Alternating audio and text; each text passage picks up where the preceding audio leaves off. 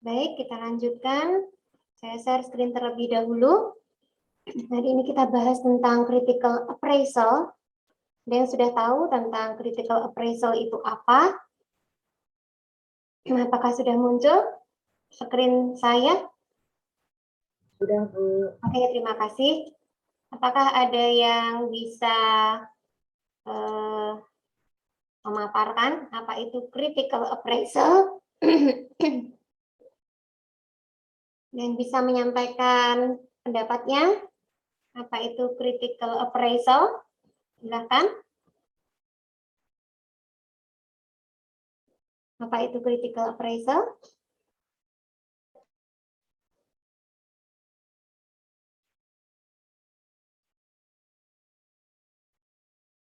Mas Adam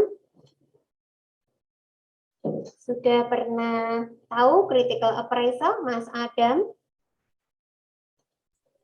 Itu seperti penilaian suatu publikasi itu bukan sih, Bu? Ya, jadi penilaian kritis ya, tinjauan kritis bagus sekali. Terima kasih. Oke, jadi kita lihat ya, critical appraisal itu apa ya. Jadi kajian kritis ya terhadap makalah atau artikel ilmiah. Yaitu kegiatan untuk mengkaji atau mengevaluasi artikel penelitian. Untuk apa? Menetapkan apakah artikel penelitian apakah artikel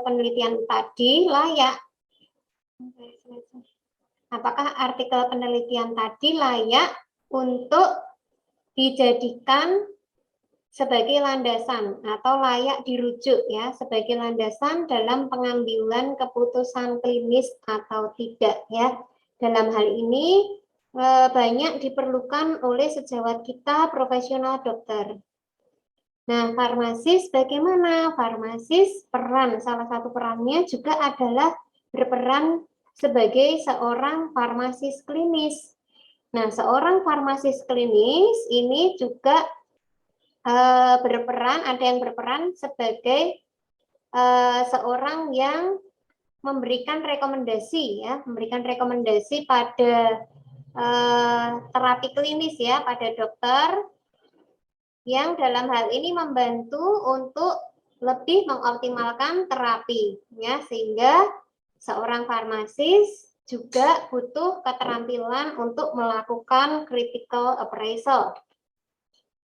Nah, jadi memang ini merupakan salah satu langkah dari kedokteran ya, bidang kedokteran atau dalam hal ini dalam bidang klinis ya, untuk apa? Untuk supaya terapi yang diberikan ini lebih optimal ya. Karena apa? Karena berbasis bukti atau evidence based medicine. Yang fungsinya ya ketika informasi tersebut ya ditinjau secara kritis, kemudian dinilai layak untuk dirujuk, maka misalnya kaitannya dengan terapi pada pasien, kita punya sudah ada bukti sebelumnya ya dari artikel ilmiah yang disusun oleh peneliti sebelumnya.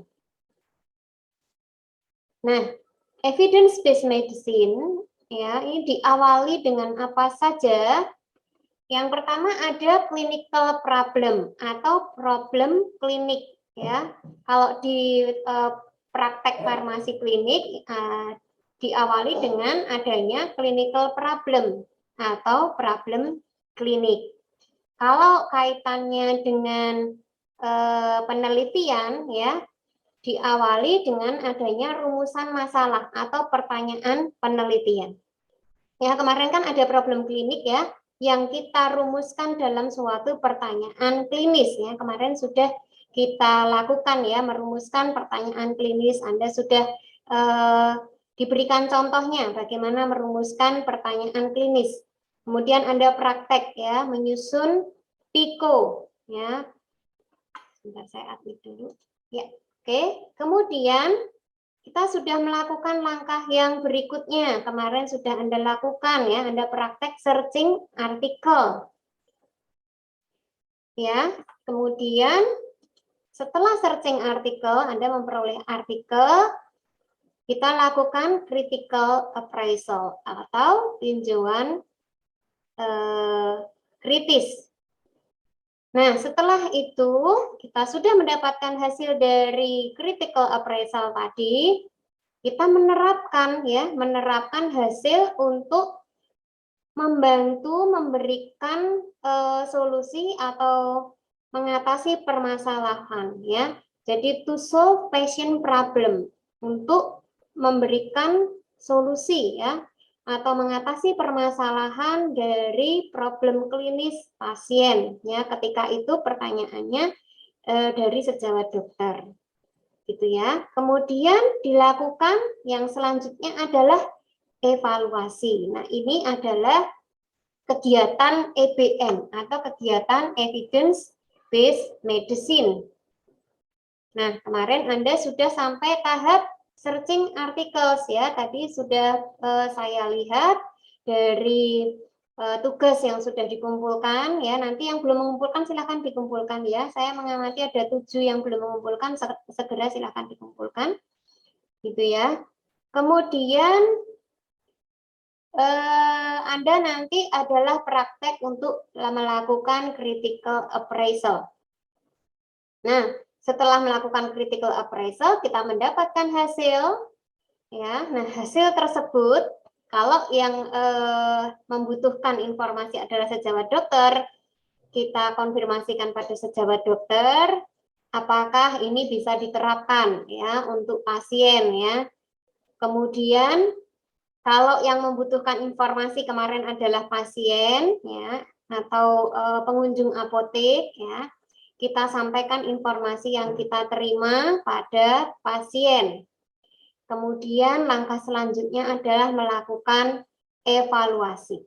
Ya, evaluasi terhadap apa? Terhadap penerapan dari solusi yang ditawarkan tadi. Nah, itu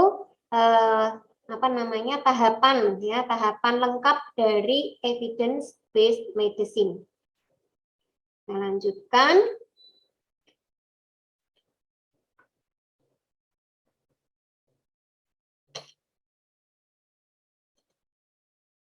Ya, oke.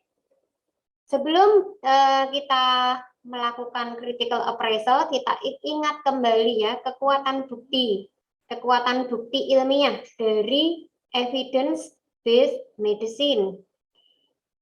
Jadi kalau diskemakan menjadi suatu piramida seperti ini ya, secara skematis ya, kita lihat ya pada skema ya, seperti piramida seperti ini.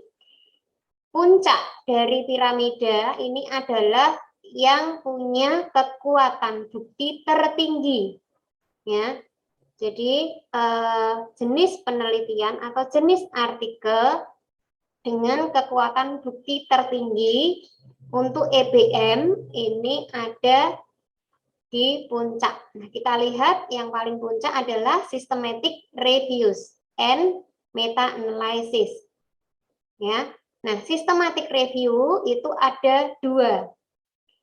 Systematic review saja tanpa meta-analisis. Kemudian jenis yang kedua adalah systematic review with meta-analysis. Nah, yang paling puncak ini adalah systematic review and meta-analysis. Kemudian yang di bawahnya, ya, level bukti atau kekuatan bukti yang kekuatannya di bawahnya, itu adalah randomized control double blind study atau randomized control trials atau populer disingkat RCT ya, RCT.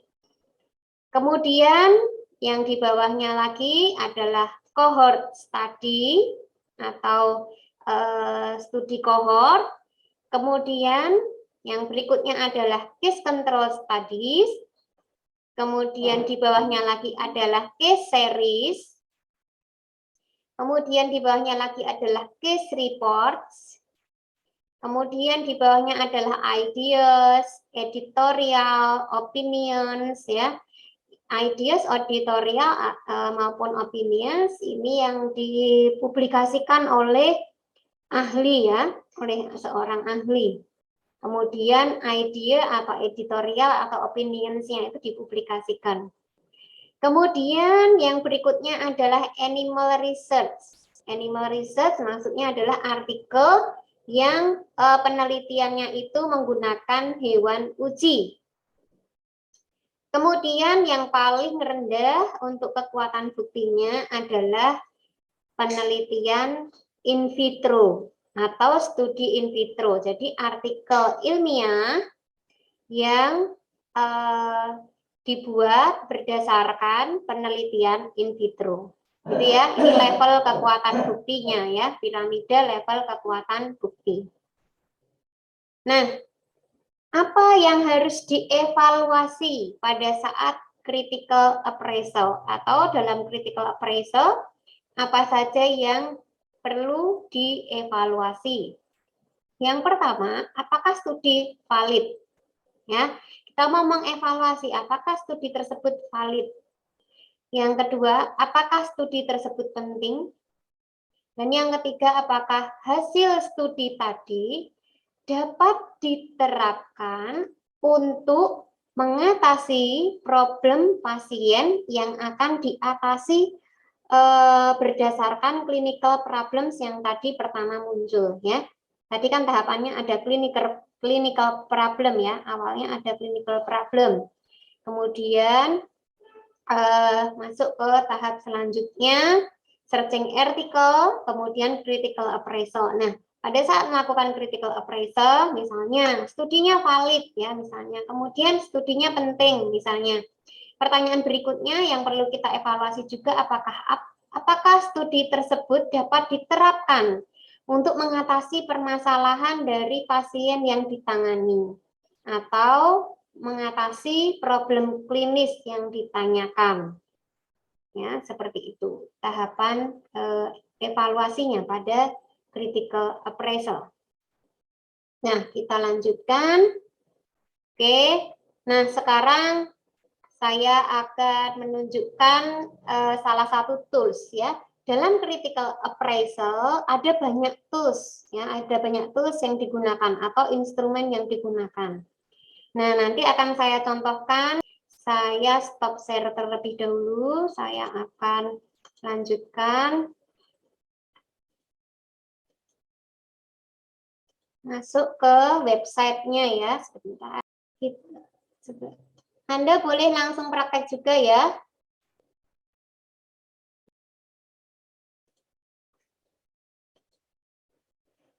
Apakah sudah terlihat? Sudah, Bu. Ya, sudah terlihat ya. Nah, silakan Anda masuk ke sini ya. Anda yang pakai laptop, silakan Anda search di sini ya, alamat webnya gbi.global /critical appraisal tools ya. Di sini dari Joanna Briggs Institute.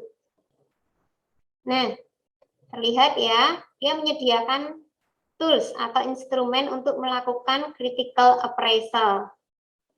Ya, ada beberapa tools ya, tidak hanya yang disediakan GBI. Anda bisa cari literatur-literatur lain atau instrumen lain, silahkan boleh, tidak harus pakai ini. Ini ya, jadi di GBI Critical Appraisal Tools ini dia menyediakan checklist untuk masing-masing tipe artikel. Kan tadi ada beberapa tipe artikel ya dengan masing-masing kekuatan buktinya. Dari yang tertinggi adalah systematic review ya. Nah, GBA ini menyediakan checklist untuk berbagai jenis artikel dari analytical cross-sectional studies, kemudian case control studies ya. Kemudian case reports, case series, cohort studies, diagnostic test accuracy studies, economic evaluation, prevalence studies, qualitative research, quasi-experimental studies, randomized control trial, kemudian systematic reviews, ya, dan text and opinion. Nah, ini di-download ya, jadi Ini jenisnya di kolom kiri, kemudian kolom kanan adalah instrumen yang bisa di-download. Nah, ini kemarin Anda menemukan literatur yang berupa systematic review ya. Nah, Anda download ini jenis artikel yang sesuai dengan yang Anda akan lakukan critical appraisal. Nanti silahkan download ya. Ini di-download seperti ini. Kemudian kita buka filenya. Oke ya. Kita ke bawah ya. Ini ada introduction. Jadi penjelasan dari GBI itu checklist apa gitu ya. Kemudian masuk ke halaman ketiga. Ini adalah checklistnya yang khusus untuk jenis systematic review and research synthesis. Nah, ini ada form seperti ini, Anda tulis reviewernya siapa, berarti kan Anda ya reviewer, namanya siapa, tanggal berapa Anda melakukan critical appraisal, kemudian autornya ini penulisnya siapa, gitu ya, kemudian tahun berapa ya, tahun berapa dari artikel tersebut ya, kemudian record number ini maksudnya adalah nomor Anda merekam dokumennya. Misalnya ini Anda melakukan critical appraisal yang pertama, atau Anda punya sistem penomoran sendiri, silakan tulis misalnya 01 gitu ya. Kemudian di sini ada list pertanyaan yang untuk meninjau secara kritis dari artikel yang akan kita tinjau.